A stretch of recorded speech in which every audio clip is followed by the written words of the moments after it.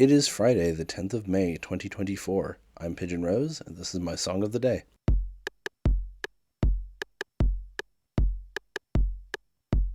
Hello and welcome back to Pigeon's Song of the Day. I keep saying it every day. Here's another band I love. I wouldn't be talking about them if I didn't, really. No, we're going to be talking about Biffy Clyro today, who are a wonderful Scottish band. They're from Ayrshire in Scotland, and they have released a bunch of albums now. They started off being quite heavy rock, fair bit of screaming, fair bit of noise, weird time signatures. They mellowed out as they went on, and they still release heavier stuff on occasion, but they tend to be more light rock. They have a very specific sound that vacillates wildly between milder, softer rock and stadium rock and occasionally proggy stuff as well. But this song that we're talking about today is from their fifth album, Only Revolutions, which was kind of the start. Well, it was kind of the thing that solidified their current style, because I think it started with Puzzle, really, and then Only Revolutions is where it really solidified into their current style. And the song, of course, is Mountains. I thought to myself when I came up with doing this song, this is probably Biffy Clyro's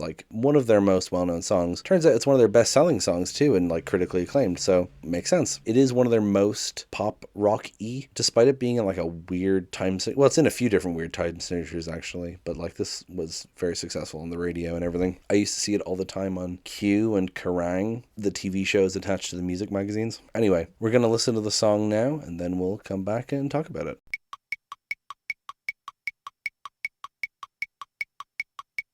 Now, I've said it before on some of last week's tracks, but this is another song that really gets you pumped up, It's just got such a great driving force to it. The bam, bam, bam, bam, bam, bam, bam, it's got that real get up and go to it. When I was reading the lyrics, I was thinking that it was pretty standard love song, and it is a love song, but there's more meaning to it as well. So the lead singer, Simon Neil, his mother died after the release of their previous album, and that was obviously a hard time for him, because she didn't die particularly old or anything. I think she was in her 50s, and just kind of happened suddenly, and it was a hard time for him. But then it led him to kind of throwing himself into his music, and his girlfriend was there to comfort him, and he ended up having a really good experience with making the music and stuff. And he said, I have a quote here, hold on. He said, out of the worst times I could ever possibly have in my life came the most amazing time of the band, and it made me realize I wanted to marry my girlfriend. So basically the song is about that time of him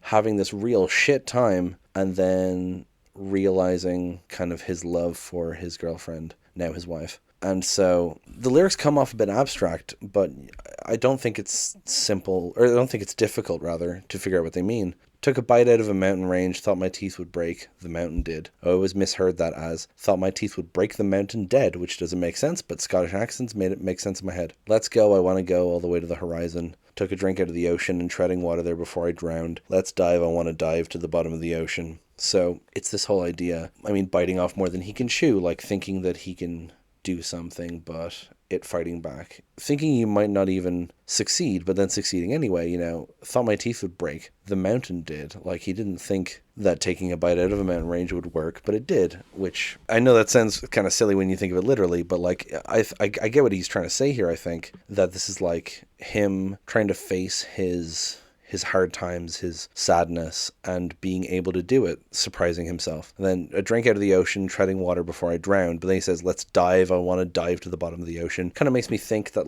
the ocean is the trauma, the grief, and diving to the bottom of the ocean is getting to the root of that, going to therapy, talking to people, sorting through your grief, Took a ride, I took a ride, I wouldn't go there without you. Let's take a ride, we'll take a ride, I wouldn't leave here without you. Again, just, very sweetness, love. I would go anywhere with you, I wouldn't go anywhere without you. And then the chorus, I am a mountain, I am the sea, you can't take that away from me. It makes me think of the phrase, no man is an island, in the sense of being a mountain, being the sea, these monolithic things. It makes it sound like he's saying, I'm alone, but also, because he said that the mountain broke, and the sea was trying to drown him, it feels like he's kind of becoming one with his grief and his pain I am a mountain, I am the sea. I was this problem that I was causing myself, and I am the only one who can fix it. You can't take that away from me. It makes me think like, oh, what's that bit? There's a bit in Star Trek that's like really unsubtle because it's the worst Star Trek movie. Well, it's not the worst one, but it's certainly quite boring. Star Trek 6, I think, when Kirk says, I need my pain, right? That's what this makes me think of, is like, the song is about not being killed by your grief and then saying, well, I need my grief anyway, you know? And then the post-chorus, because you tear us apart with all the things you don't like, you can't understand that I won't leave till we're finished here, and then you'll find out where it all went wrong. Which kind of sounds like a breakup thing, but it's a bit strange of a lyric, but it also makes me think that this is kind of a pledge, like, you can't understand that I won't leave till we're finished here. It makes it sound like, you know, I'm here until the end, though it does make it sound like the end is going to come sooner than you'd think, which is a bit weird. I'm not entirely sure how I read that post-chorus bit. I wrote a note to the jungle, and they wrote me back that I was never crowned king of the jungle, so there's an end to my horizon. I'm not entirely sure what that one's supposed to mean. I guess you could also say the jungle, like, the kind of, there's some term, like, in the jungle or something where you're fucked. You're surrounded by problems, you know? I feel like that's what he's saying here. But then he's king of the jungle. Again, he's conquered this thing that he thought would kill him, right? Then the chorus again, the post-chorus again. Then the bridge is, nothing lasts forever except you and me. You are my mountain, you are my sea. Love can last forever between you and me. You are my mountain, I am the sea. And then it repeats the chorus again. I think, again, this is just very simple. Nothing lasts forever except you and me. Like, it just seems like a very simple statement of, we'll make it through this. It feels very like, it's just you and me against the world, goddammit, right? Like, but you are my mountain, you are my sea. Like, you are my rock, you're my constant, you are the thing backing me up. I think that ties in more, less to the interpretation of mountain and sea being the grief, but the kind of idea of no man is an island, right? You are my mountain, you are my sea. You are this vast thing, and you're there for me, right? Yeah, I think the lyrics are like relatively simple, though hidden behind kind of obscure similes and metaphors, but I think just overall quite good. Musically, again, pretty poppy rocky. It's their first song to ever feature piano, but I think it works really well with the piano intro and then just getting into the guitars and everything, and kind of maybe a bit of keyboards behind the bridge, or the post-chorus rather. The music video is also interesting. I mean, it cuts to shots of the band playing, but like, it has two kings with chessboards and two people like having a fight that is supposed to be enacting them playing chess. And like, one king is dressed in white, one king is dressed in black. They're clearly supposed to represent the different sides in chess. And they're both played by Simon Neil, the singer of the band, which makes sense because of the theme of the song and everything. But it is kind of funny that they have like two characters who are supposed to be identical except for their outfits, and they don't have them played by the twins that are in the band. The band are a trio, and it's literally Simon Neil and two twins.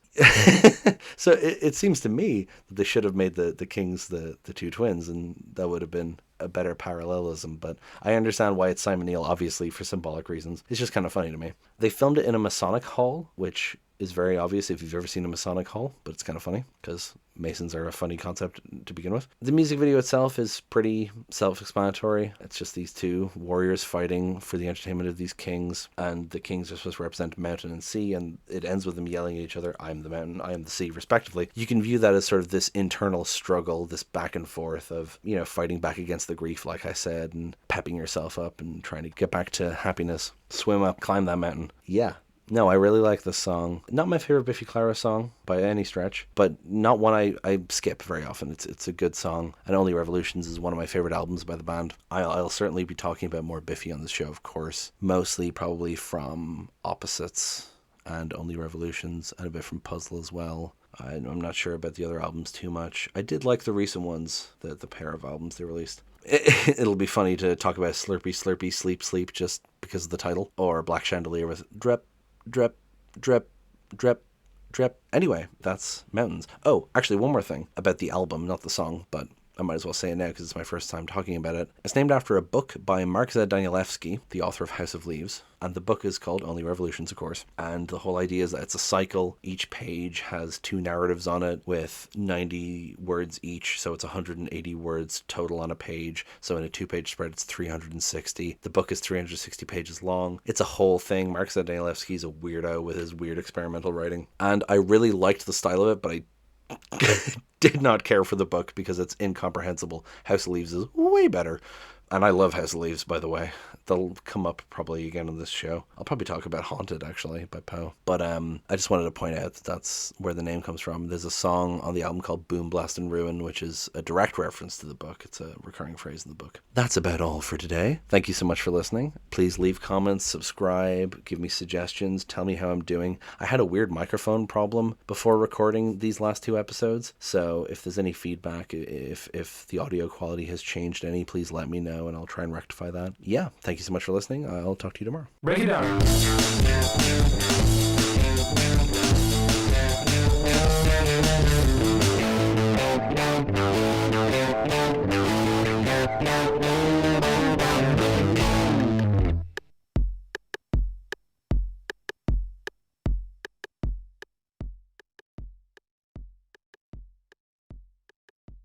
No, we're going to be talking about Biffy Clyro today, who are a wonderful Scottish band. They're from Ayrshire in Scottish.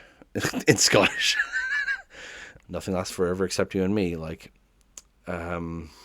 if what they say is nothing is forever, then what makes love